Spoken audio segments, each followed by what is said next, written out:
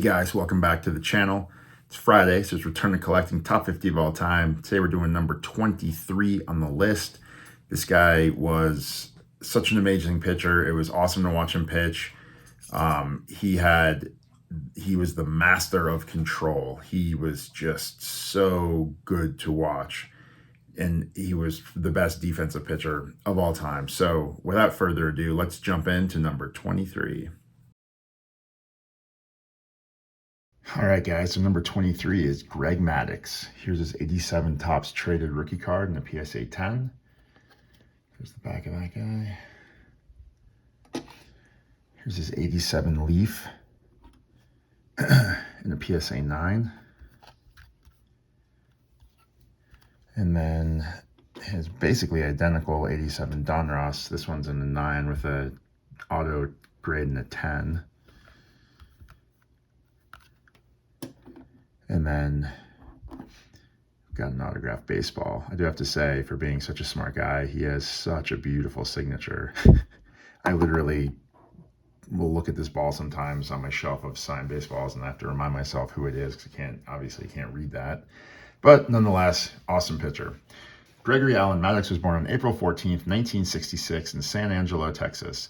He spent his childhood in Madrid, Spain, where his father, who was in the Air Force, was stationed.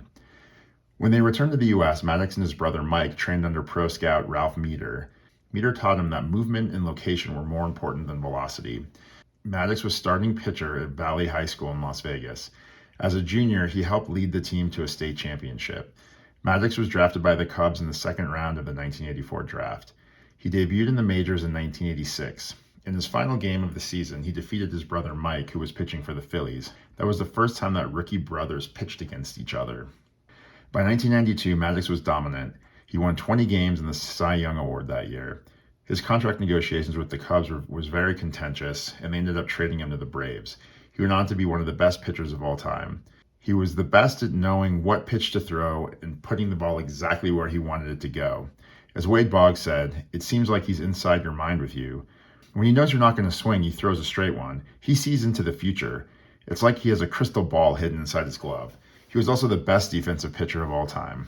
His awards include 4-time Cy Young winner, 8-time All-Star, 1995 World Series champion, 18-time Gold Glove winner, the most of all time by any player at any position. Brooks Robinson and Jim Cotter tied for second with 16. He led the league in wins 3 times, win-loss twice, ERA 4 times, games started 7 times, complete games 3 times, shutouts 5 times, innings pitched 5 times, ERA plus 5 times, and whip 4 times. For his career, he had 355 wins, putting him 8th all-time, but the most by a pitcher who debuted after World War II. 740 games started, 4th all-time, 35 shutouts, 5,008 innings pitched, 13th all-time, 3,371 strikeouts, 10th all-time, which is incredible for a guy who wasn't really a strikeout pitcher, and 999 career walks. He's the only member of the 300-win, 3,000 strikeout club with less than 1,000 career walks. In the postseason, he was dominant. He pitched in 13 division series, 17 league championship games, and 5 World Series. In his 38 2/3 World Series innings, he had a 2.09 ERA. The professor retired in 2008. He was special assistant to the Cubs GM from 2010 to 2012. He was elected to Cooperstown in 2014 and chose not to have a team logo on his plaque since he didn't want to alienate any of his fans. He then became assistant to the GM of the Rangers, where his brother was a pitching coach.